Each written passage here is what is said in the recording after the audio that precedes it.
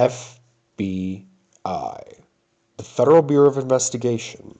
The Bureau was first made in 1908 as an investigative arm of the Department of Justice under order of Theodore Roosevelt, with J. Edgar Hoover working for the Department of Justice in 1917 in a draft-exempt position. Played by Leonardo DiCaprio and possible inadvertent porn star, the director of FBI most commonly associated with COINTELPRO and the hunt for communists, J. Edgar Hoover is nothing if not interesting. Does that have to do... Wait, J. Edna? You never heard that? Oh, sorry. Possibly J. Edna Hoover. Thank you, Miss Archer. But How Hoover was this huge cross-dressing chicken hawk? I had not. Well, that's exactly the kind of slanderous and unsubstantiated rumor I will not tolerate. we'll get there. J. Edgar became acting director of the BOI, Bureau of Investigation, in 1924, kept the job when it became the FBI in 1935, and proceeded to leave his mark on the organization all the way up until his death in 1972. Commitment. This is apparently the sort of loyalty that the boomers are constantly complaining about us not having. This director of the FBI literally died with his job title, was rabidly anti-communist and possibly heavily blackmailed by La Cosa Nostra. Naturally, super judgy busybodies turn out to have some skeletons in their closet. Do tell. This is going to be a quick overview of the life of J. Edgar Hoover and later discussion about his legacy and whether or not the blackmail story is even close to true, and hopefully my door will remain closed.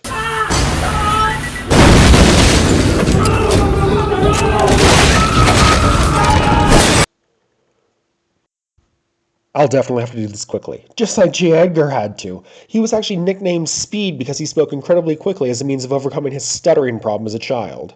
J. Edgar Hoover was born in 1895 and lived in Washington, D.C. all his life, 43 years of which was with his mother Annie in the family house in the white, Protestant, middle-class neighborhood known as Seward Square, 3 blocks from the Capitol.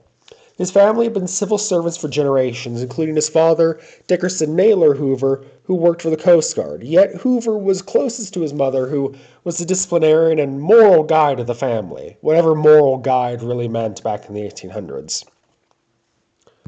While working as a clerk, that 1917 draft-exempt job that I mentioned earlier, Hoover's efficiency and conservatism drew attention of the Attorney General Mitchell Palmer. In the midst of the general hysteria concerning communist infiltration of America after the war, anarchists bombed Palmer's house in 1919. The AG used this tactic to initiate a widespread clampdown on radicalism. So just imagine the kind of post-9/11 lunacy, everybody's scared, let's start taking away people's freedoms type reaction. You might imagine, just go ahead and put it in black and white, and you basically have that.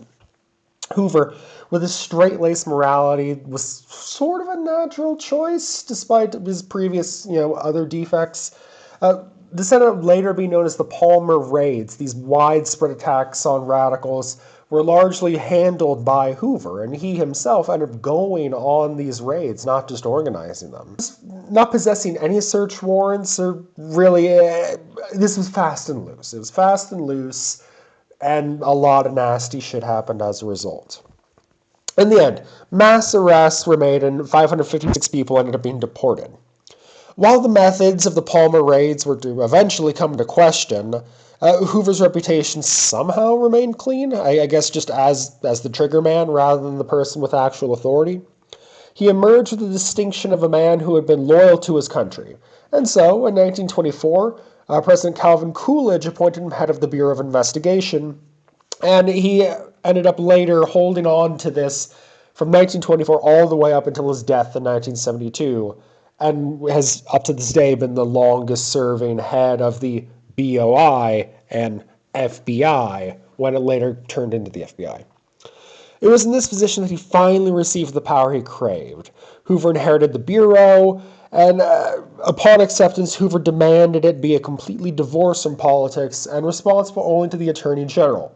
Well, yeah, how did that go? He chose to systematically eliminate the glorified gangsters who were, by their mere existence, defaming the government and its laws. Because at this time in history, a lot of these gangsters, these bank robbers, the Bonnie and Clydes, the John Dillingers, Al Capone, all of these major figures, these major criminal figures of the time were kind of seen as folk heroes. This is before, TV propaganda, and generally the average poor and lower middle class person wouldn't be a huge fan of the police, because naturally, for most of history, police really have not been, well, I suppose arguably even now, really haven't been much of a productive force, for a lot of those societies. But in any case, in 1936, Roosevelt instructed Hoover to keep him informed on fascist and communist activities in the U.S. And so he took this opportunity to increase domestic surveillance and maintain a custodial detention list. Not ominous at all. I swear it is for your protection. It's for your protection. It's good for you. So put together names of questionable individuals for possible accusations during wartime. This list actually included FDR's wife, Eleanor Roosevelt, that, of course, J. Edgar Hoover had yet another weird, creepy vendetta against because she was so liberal. Oh, and also this very same list would be maintained, again, all the way up until the death of J. Edgar Hoover, and it had Martin Luther King and John F. Kennedy on it. So that, wow, that's pretty creepy. Anyway, so by 1972, Hoover was approached on the 55th anniversary of the FBI, and of course, never married, never really developed any of that significant relationships. But now, on to the things that the FBI likely isn't a huge fan of being said, and have some basis in fact, but we aren't 100% sure about. Did Meyer Lansky and the mob fix that son of a bitch? Is it highly likely that the mob had something on him to keep him pretending that the elephant in the room was just a gray couch? Was this something? Photographic proof of his homosexuality. Not yes and no. He was really close to his deputy director, Clyde Tolson, and left him everything in his will.